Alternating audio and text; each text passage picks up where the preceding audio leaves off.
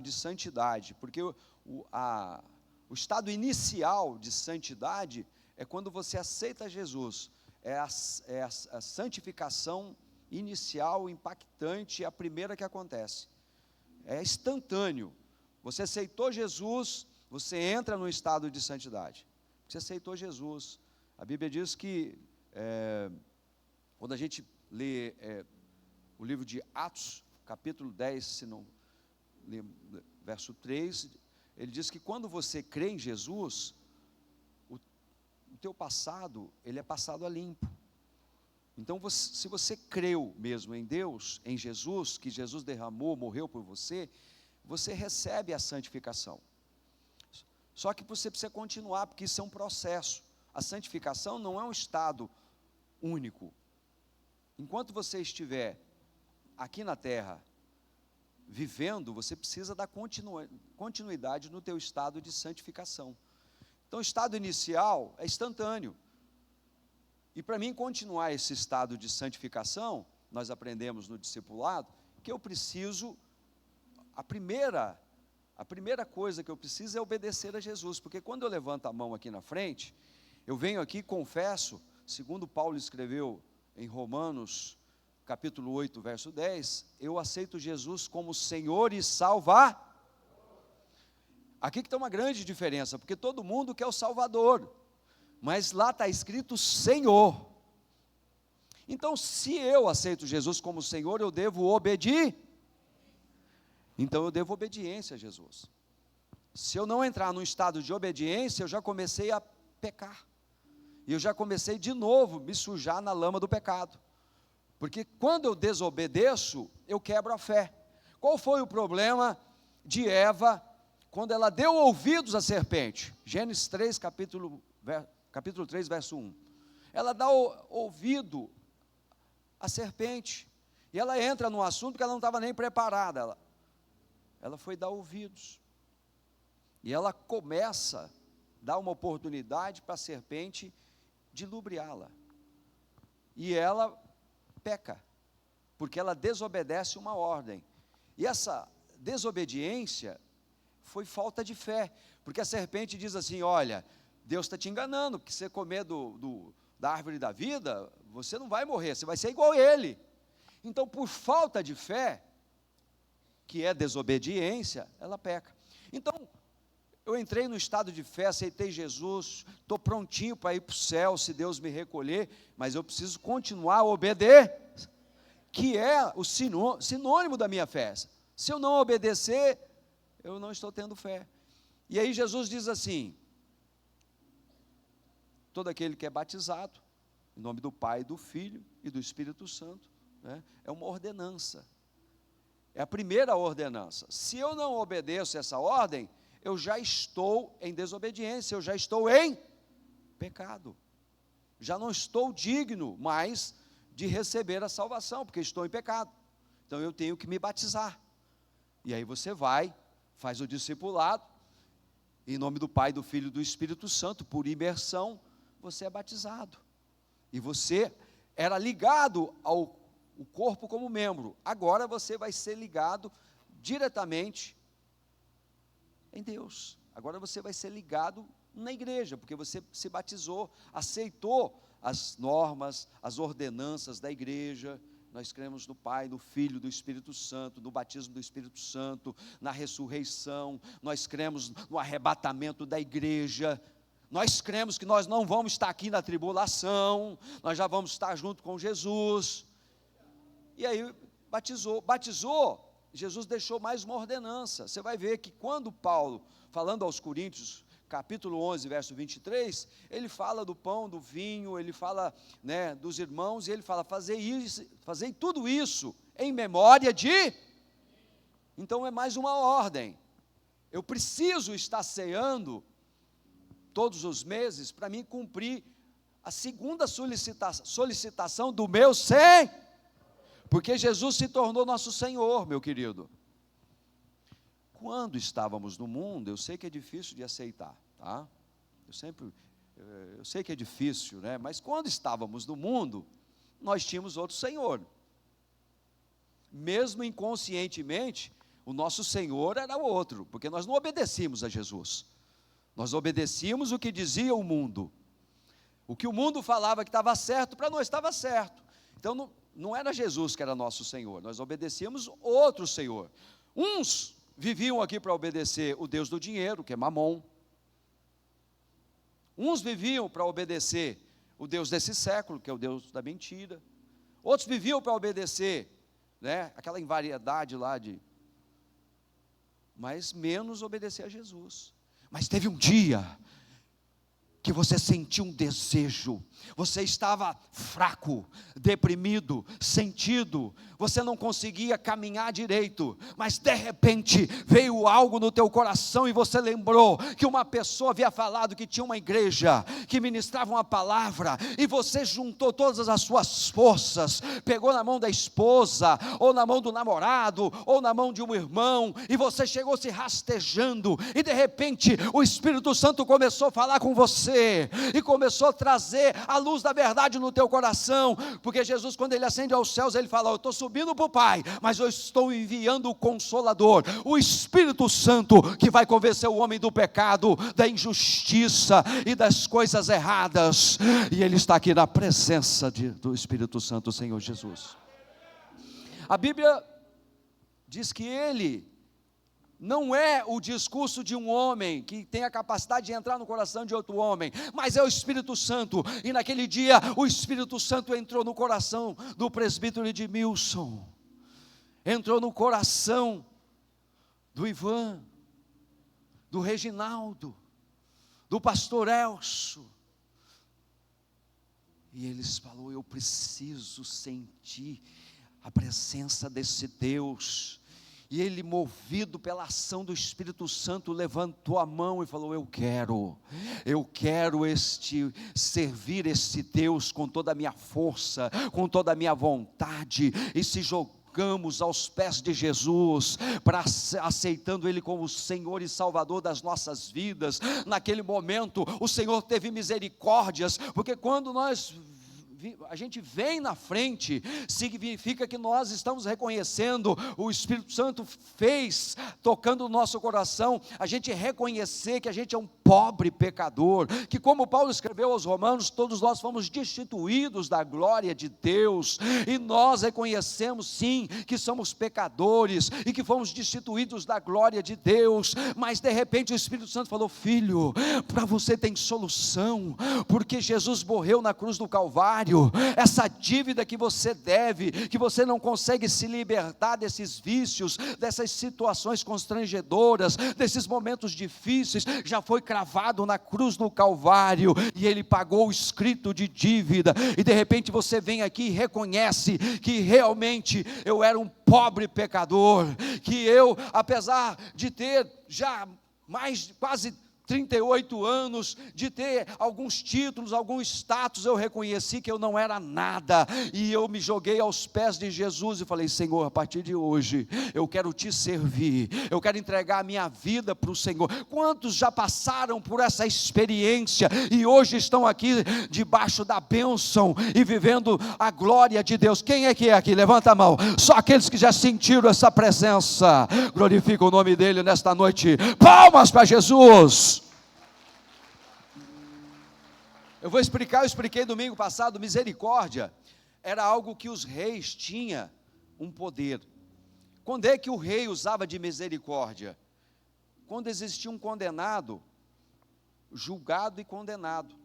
Ele já estava julgado, condenado, ele mesmo reconheceu: foi eu que fiz, foi eu que roubei, foi eu que matei, foi eu que traí, foi eu que fiz errado. Mas de repente, essa pessoa condenada, reconhecendo os seus atos, ela levantava a mão e gritava: misericórdia.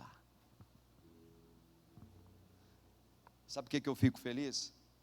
Porque a Bíblia diz, Lamentações 3:22, o profeta chorão, um tal de Jeremias, ele escreveu, inspirado pelo Espírito Santo, que as misericórdias do Senhor não se acabam, se renovam todos os dias. Só por isso nós não somos consumidos, elas se renovam todos os dias. Só por isso você está aqui hoje na presença dEle, porque ela se renova todos os dias.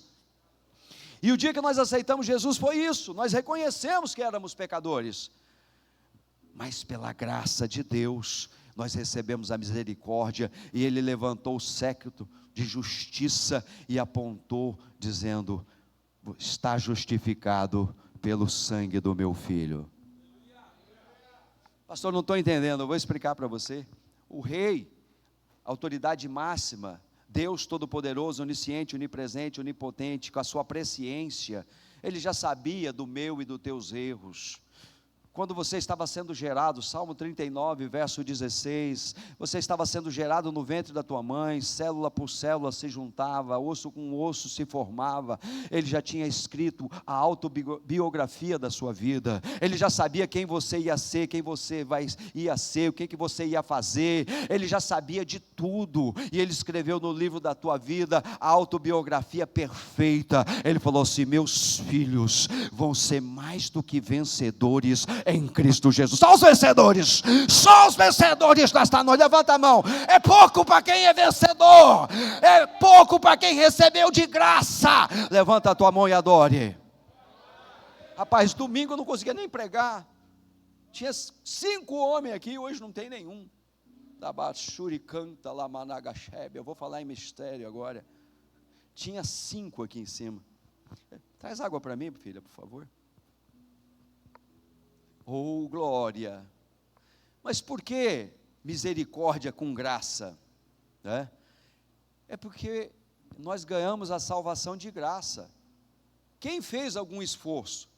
O Lucas fez um esforço, carregou a cruz dele. Quem foi que carregou a cruz aqui? Foi Jesus, meu filho. Por isso que é de graça. Por isso que a graça... Obrigado, paixão da minha vida, mulher maravilhosa, abençoada. Eita glória, labaxé de canta, ai de covas, oh glória. Onde eu estava mesmo? A graça, eu ganhei de graça, foi Deus que me deu. Olha para ela que está do lado e fala: você veio de graça, mas vale muito. Eu não merecia, foi Deus que me deu, eu não merecia, mas Deus me deu. É igual a tua salvação, irmãos, você não merecia, nós não merecíamos, nós éramos pecadores, nós já nascemos criatura. O mundo diz que todo mundo é filho de Deus, mentira!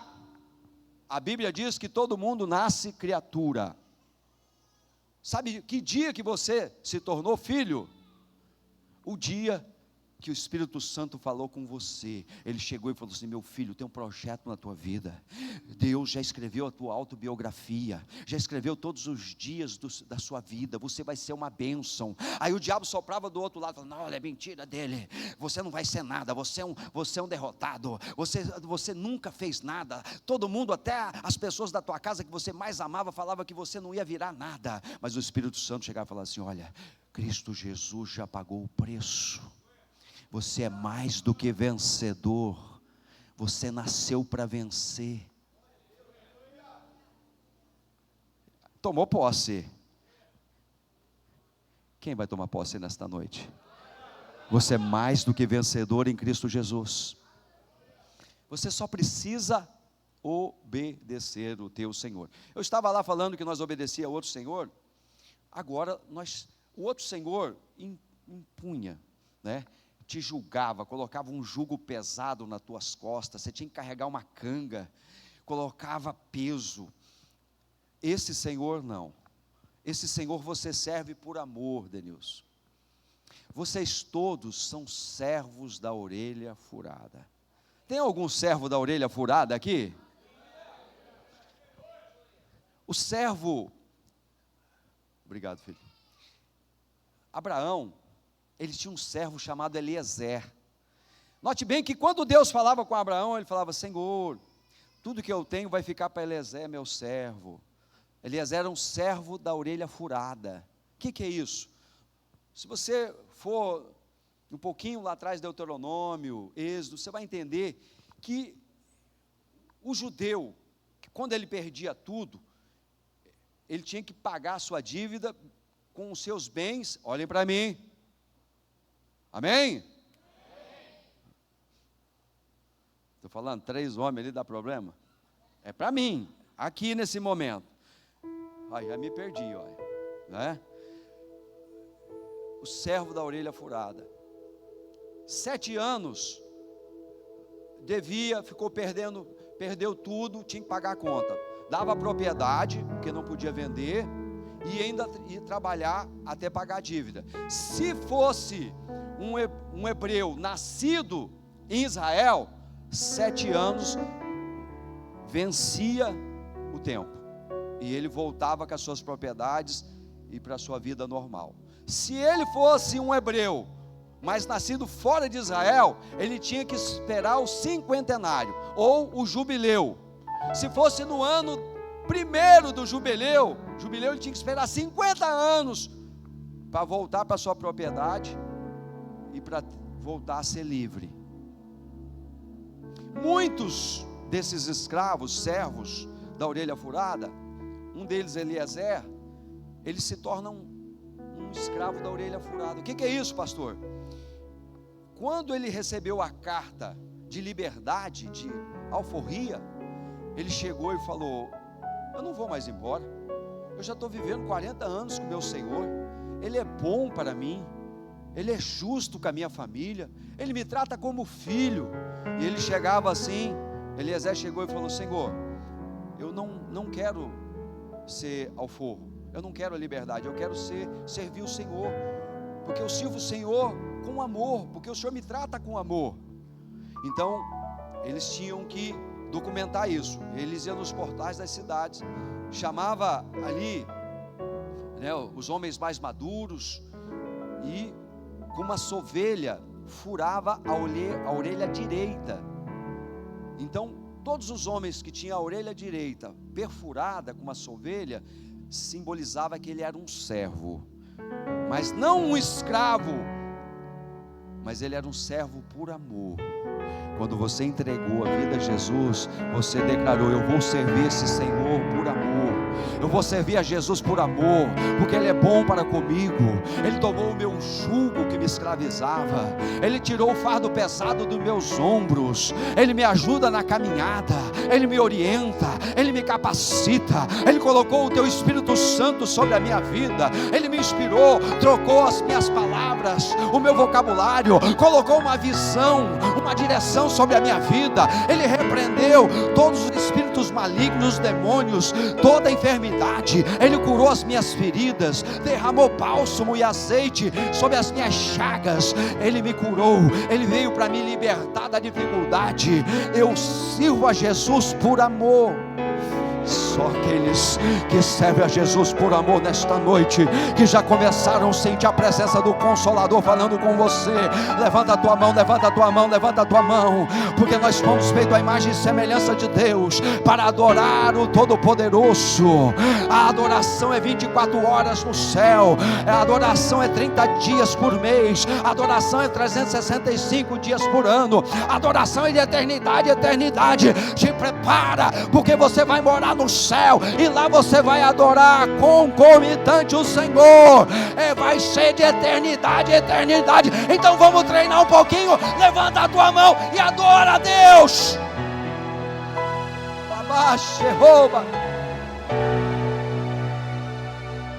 Aleluia.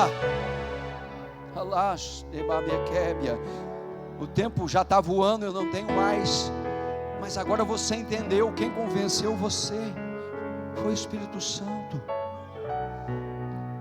Mas essa história de pagou a dívida, se você ler João capítulo 3, verso 16, ele está explicando para um homem da sociedade, bem vestido, bem colocado. A Bíblia diz que ele era um professor na sinagoga. Nicodemos chega lá desesperado, ele fala: mestre, ninguém pode fazer o que o Senhor faz se não for de Deus.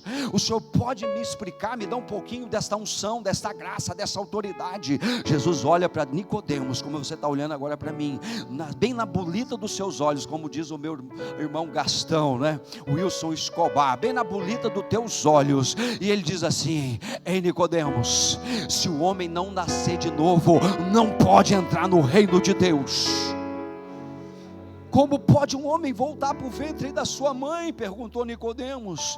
Jesus falou: Nicodemos, o que é carne, nascido da carne é carne, mas o que é nascido do Espírito. Mas o que é esse negócio de Espírito, Senhor Jesus? Pastor, explica para mim. A Bíblia diz assim, que o Espírito de Deus é mais ou menos assim, é como o vento que sopra. Você não sabe de onde vem o vento, você não sabe para onde ele vai, mas você pode sentir o vento tocando em você. Eu vou profetizar agora sobre a tua vida. Sinta a glória de Deus, sinta a presença de Deus renovando as tuas forças nesta noite. Sinta a presença de Deus renovando os teus sonhos nesta noite. Você chegou aqui desanimado, você estava frustrado nessa semana, mas o Senhor te trouxe aqui para falar: filho, ei filha, estou colocando de pé hoje no meio da congregação para te dizer que você é mais do que vencedor em Cristo Jesus. Ei filho, ei filha, estou te dizendo hoje, até poucos dias o inimigo da tua alma mentia, te escravizava, mas eu vim para te trazer vida, e vida com abundância, porque eu sou o teu Senhor, mas eu não exijo nada de você, eu apenas vim para te capacitar. Eu dei a minha vida na cruz do Calvário, o meu corpo foi moído ali pelas transgressões da humanidade. A Bíblia diz que Jesus foi moído. Aquele filme que passa, né? A crucificação de Jesus, eu não consigo assistir, irmãos. Eu nunca consegui assistir aquele filme por inteiro, porque eu não consigo. Eu me emociono muito. Eu começo a viver aquilo que o mestre viveu. Eu não dei conta ainda de assistir por completo João Vilarinho, porque literalmente ali mostra uma parte do que aconteceu com o corpo de Jesus. Ele foi moído pelas nossas transgressões. A Bíblia diz que o sangue dele jorrou na cruz do Calvário. Pastor, mas por quê? O que tem a ver esse negócio de sangue? Amados, o Velho Testamento, quando o homem pecava, ele tinha que oferecer uma ovelha branca, pura, imaculada, sem defeito.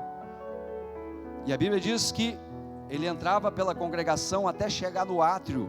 Onde ele entrava, dentro do átrio estava ali o altar de bronze, aonde se fazia o sacrifício pelo pecado. E ele pegava aquela ovelhinha branquinha, e ele carregava a ovelhinha no meio da congregação inteira. O povo já falava: ó, o pastor Wagner está indo para pagar um pecado, pastor Wagner pecou. Exposição.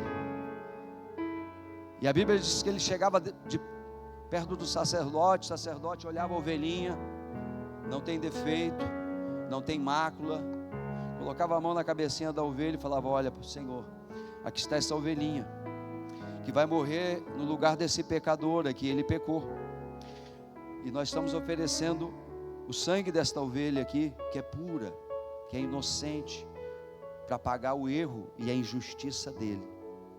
Está lá em Hebreus. E aí sacrificava a ovelhinha. Mas a Bíblia diz que o Senhor Jesus cansou do sangue dos bodes, porque eu acabava de entregar uma ovelhinha aqui, ainda mais que eu podia comprar mais de uma ovelhinha, e eu já voltava para a minha vida do mundo. Amanhã eu compro outra ovelhinha, vou eu com a ovelhinha lá. O pastor Wagner pecou, está indo fazer o sacrifício de novo. No ano, meu Deus, se fosse daquele tempo, uns 20 anos atrás, acho que eu tinha que ter um rebanho. Não parava de criar para morrer no meu lugar.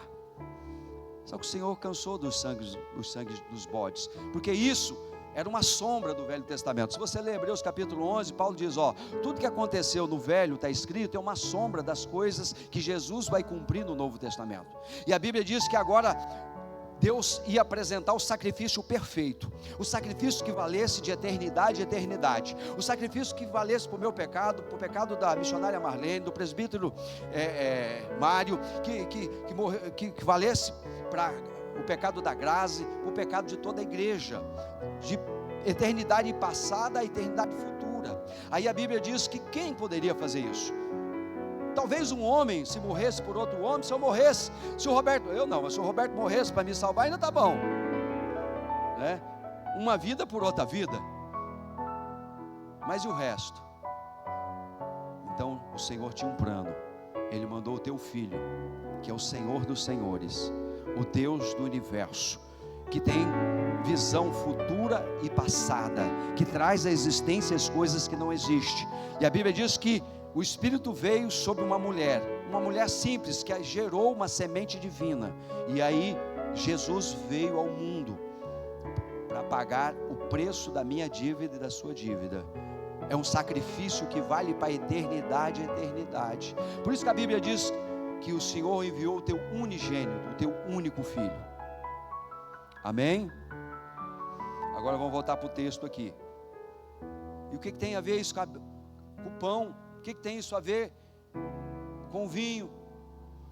Porque Jesus, na noite em que ele foi preso, ele senta com os discípulos e ele fala: olha, eu estou repartindo aqui o pão.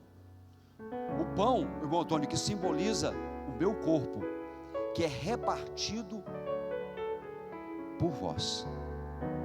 No capítulo 6 de João, um pouquinho atrás, quando as pessoas estavam, ele descobre que as pessoas estavam seguindo Jesus, porque ele fazia milagres, porque ele repartia, alimentava a multidão. Ele diz: olha, os vossos pais comeram maná no deserto e morreram, mas vocês vão desfrutar do pão que dá vida.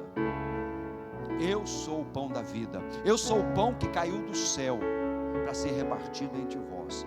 Os irmãos escandalizaram, mas ele está falando do corpo dele. O pão simboliza o corpo de Jesus, que foi moído. O grão de trigo para fazer este pão, ele foi moído, ele foi triturado, ele foi amassado, para que estivesse pronto para você desfrutar da mesa do Senhor. Como o trigo foi triturado, o pão foi amassado, assim foi o corpo de Jesus. Quando você receber este pão, ele estará consagrado. Este pão que tem 4 elementos apenas, o mesmo pão da Santa Ceia: água, sal, azeite e trigo, sem o fermento, porque o fermento o Senhor já repreendeu do meio da nossa igreja. Mas este pão, nós estaremos fazendo a lembrança que ele se deixou como ovelha muda, porque ele é a ovelhinha muda que morreu no teu lugar. Quando o Senhor Jesus aponta no meio do Jordão, João Batista estava batizando as serpentes, as cobras, os fariseus, seduceus, os hipócritas. Mas quando ele vê Jesus, ele diz assim: eis o Cordeiro de Deus que tira o pecado do mundo. Jesus está aqui na presença do Espírito Santo. Jesus está aqui na presença do Espírito Santo, o Cordeiro de Deus que tira o pecado do mundo. Uma oportunidade para você hoje entregar a sua vida e ter um Senhor, ser um servo da orelha furada nesta noite. E ele reparte o pão. Ao mesmo tempo, o Senhor Jesus pega o vinho. Nós não servimos o vinho, nós servimos o produto da vide, a mesma vide que foi esmagada, amassada para gerar o suco que está aqui nesta mesa. Assim Jesus foi esmagado e o sangue dele jorrou na cruz do Calvário, como pagamento perfeito através de uma ovelha muda, porque Jesus não murmurou, não reclamou. Pelo contrário, mesmo no Getsemane, ele ali suando a sangue, porque ele, sendo Deus no corpo de um homem, mas agindo como homem, mesmo assim ele sentia todas as dores, ele conseguia prever tudo o que ia acontecer. A Bíblia diz que ele transpira sangue nesse momento, e ele diz: Pai, é possível passar de mim esse cálice, mas antes que seja feita a sua vontade. Jesus veio para fazer a vontade do Pai. Ele orava segundo a vontade do Pai. Os milagres não aconteciam porque ele chegava e levantava a mão. Ele orava primeiro: Pai, eu te agradeço pelo milagre que o Senhor já fez. Aí sim ele falava: levanta e anda, toma a tua cama e vai para a tua casa. Quando ele multiplica os pães, os 5 pães e os 2 peixinhos, primeiro ele dá graça. Aquilo que era impossível aos olhos de todos os discípulos, eles não tinham. Se eu fosse lá, eu acho que era pior ainda. 5 mil homens, fora mulheres e crianças, beirando 10 mil pessoas, irmãos. 5 pães e 2 peixinhos. O Senhor levanta a mão e agradece. Gratidão, Pai, por esses 5 pães e 2 peixinhos, que vai alimentar essa multidão e vai sobejar, porque aqui está um povo, Pai, que te serve, que serve o Senhor por amor. O cálice, o produto da vide, nós vamos orar, e ele vai ser consagrado no sangue, do próprio sangue que jogou na cruz do Calvário. O Senhor diz assim: este é o cálice da nova aliança. A velha aliança com Abraão, que você tinha que servir os 10 mandamentos, olho por olho, dente por dente, matou, morre. Jesus, no Sermão do Monte, ele diz assim: olha, Moisés falou que aquele que matar vai ter que ser morto. Eis que eu vos digo, se apenas você falar mal de alguém, que você desejar maldade para alguém, você já está condenado. Moisés disse que se alguém for pego em adultério com 2 testemunhas, será morto e apedrejado. Eis que eu vos digo, se apenas olhares e desejares, já estará em pecado. Então Jesus, ele aumenta o padrão, irmãos. Não, mas nós estamos na graça hoje, pastor, é tudo mais tranquilo. Não, meu irmão, cuidado, nós estamos na graça. A benevolência de Deus, as misericórdias dele se renovam todos os dias. Mas cuidado, porque agora a lei não está escrita numa tábua de pedra. A Bíblia diz que agora a lei está escrita no teu coração. Porque quando você aceitou Jesus como Senhor e Salvador, o teu espírito foi ligado ao Espírito de Deus. E antes, a tua alma e o teu corpo, quem comandava era apenas as tuas vontades, as tuas motivações, os desejos carnais. Mas quando você se ligou ao Espírito de Deus, ligou a tua consciência, e agora pela consciência o Senhor sopra audivelmente aos seus ouvidos, dizendo: filho, cuidado, não pisa aí, porque tem uma arapuca, uma astuta cilada do inimigo, tem um esquema maligno aqui contra a tua vida, contra a tua casa. Ei, irmão, não pisa aí, porque vai dar problema no teu casamento. Cuidado. O Espírito Santo fala, e cuidado, porque quando o Espírito Santo falar com você, e você dá um de João sem braço, ele vai botar uma mula profeta para cutucar e falar com você: ei, acorda, se você não se desviar desse caminho, tem um anjo com uma espada desembainhada para tirar a tua vida. Pastor, mas que é isso? Deus vai mandar um anjo? Às vezes eu aprendi que Deus prefere te recolher naquele momento do que você cair no precipício do erro, da injustiça, do pecado e ir para o inferno.